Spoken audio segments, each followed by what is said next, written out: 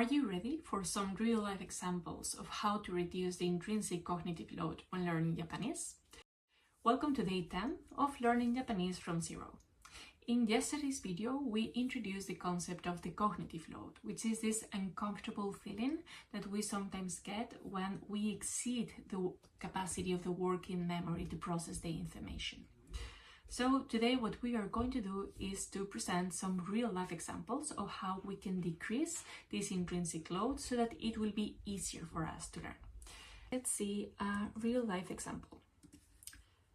And here there are two sentences that I got from ChatGPT, and this is the output that I always get, right? First I get the natural writing in Japanese, then next to it the Romaji or the Latin transcription, and finally I get the English translation.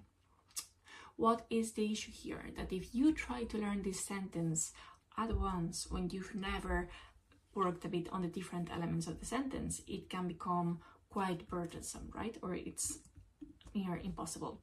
So what I always ask ChatGPT is to help me break down the sentence into its components. So here I can see that these two kanji are reservation, this is the particle for subject, and this is the verb to have.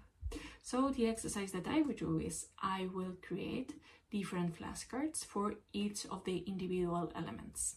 And then here you can see that I broke reservation further into its two elements, as we saw in one of the previous videos, right? That the promise in advance is what constitutes the kanji for reservation. And below we can take a look now at the second example, right? Here it feels even more complicated, and this is what triggered the block that I experienced yesterday, and that's why I brought the concept of the cognitive load, because I was analyzing the sentence, and in the beginning it made sense, right? Because we can see, okay, so kore is this, we have the particle wa, and suddenly we have this very long combination of symbols that is vegetarian, and then we have the question. So first I started doing the same exercise as before, right?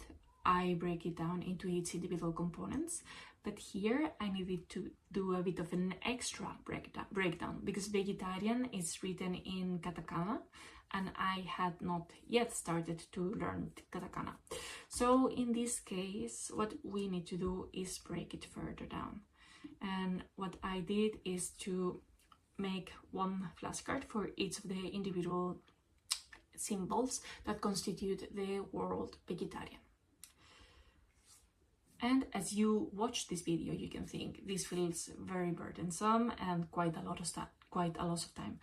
But honestly, it's quite the opposite, because by spending some time in the beginning really understanding the individual components of the sentence, it helps reduce the effective cognitive load. And slowly you will become familiar with the different elements, and your working memory will be able to process them more easily, which makes learning more efficient over time. And in the end, what we are doing is, instead of relying on rote memorization, that of course it can work in the short term, but long term you are bound to forget it.